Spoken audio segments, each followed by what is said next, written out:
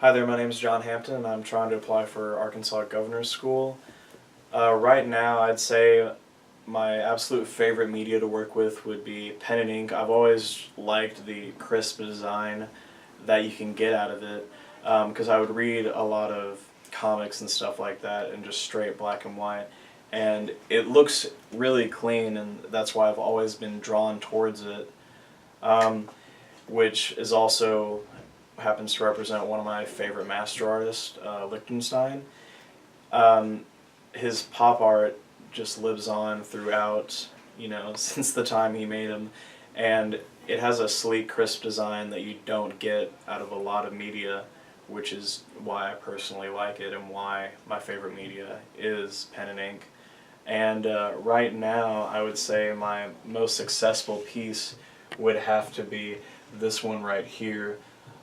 It's supposed to be zooming into the point of abstraction, and it's of sushi. I've always loved the food sushi, and I thought it'd be very interesting to see, how these smaller things can, be so detailed, seeing the grains of rice. And it's really successful in my eyes because my media that I mostly use is pen and ink, or at least ink of some sort. And this I really focus on just using colored pencil. It was Prismacolor, and at some points it almost came across as like I was painting. And I worked on this for several days, and I probably went through about 3 or 4 different colored pencils and quite a few blenders just to get it all down. And to finish this all up, and seeing that it turned out really well, especially for something that was out of my comfort zone, really made me proud to say it's mine. But out of all these, probably my favorite piece would have to be the one right above it. It's Feathers and Beads, and it's supposed to be a still life of trying to not only render things very realistic with pen and ink, but also to show something that I feel really connected to, and that's what the clothespin is supposed to represent, like my connection, that it's grasping onto me. And the feathers and beads are supposed to be somewhat symbolic of my Native American heritage, and that's something I'm really proud of in my family. One thing that I get a lot of my ideas from would have to be music. Right here is a piece that's supposed to represent just how these different brands and just how music in general is in my mind all the time, as you can see by just all these logos of different drum companies just exploding out of this skull. And I hope someday, like, that's a passion of mine is drums, and maybe someday I could play in a band or something like that and be sponsored by those companies.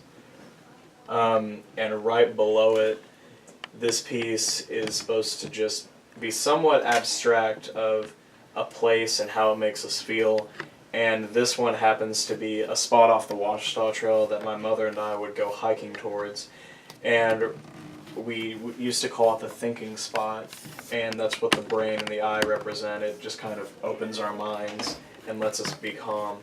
And these symbols right here are different kinds of trail markers. Trail 219 would be the Washita Trail. It's an extremely long trail that goes across several states.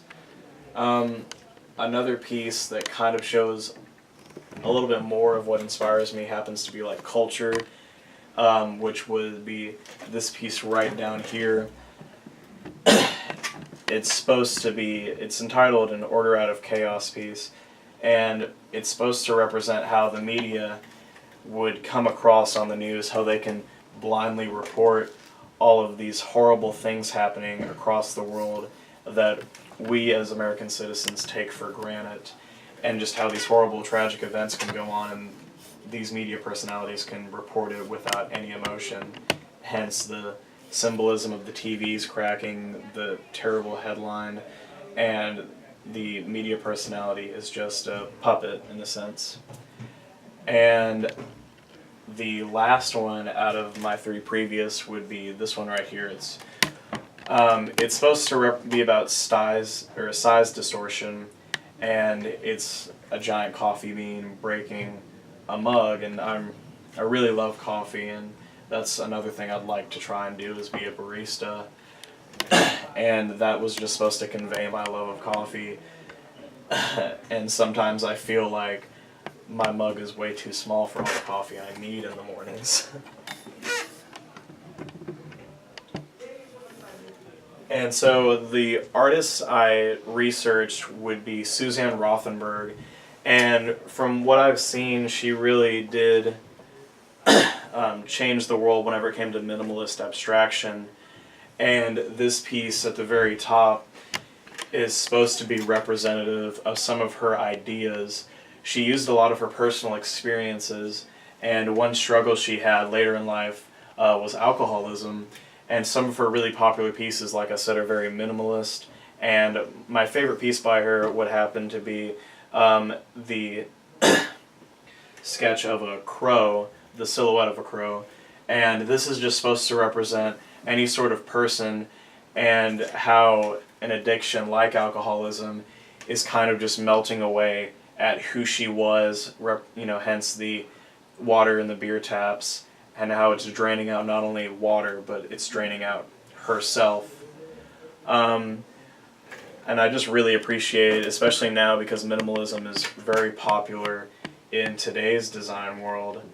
And she was kind of one of the people that started her. She was often compared to Georgia O'Keeffe, and her and Georgia O'Keeffe kind of, at the time, were the two, bigger women in the art world in the 70s and the 60s.